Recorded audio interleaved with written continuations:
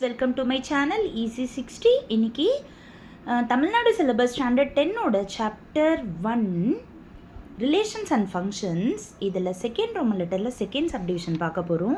கேவோட value கண்டுபிடிக்க சொல்லியிருக்காங்க. F of X G of X கொடுத்துட்டாங்க. ஒரு condition F composite G equal to G composite F. F composite G என்ன formula? F of G of X. So F of G of X என்னது? 4x + 5. இந்த வேல்யூவை எஃப்பில் போய் substitute பண்ணணும். So 2 into எக்ஸுக்கு பதிலாக 4x + 5 மைனஸ் கே. 2ஓட உள்ளே multiply பண்ணால் 8x + 10 - கே. எல்ஹெச்எஸ் முடிச்சிட்டோம், அதனால் ஈக்குவேஷன் 1.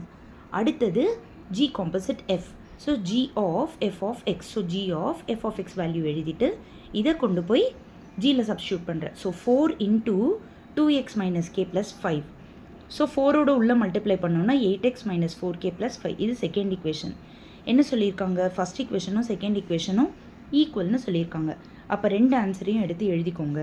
8x கேன்சல் ஆகிடும்.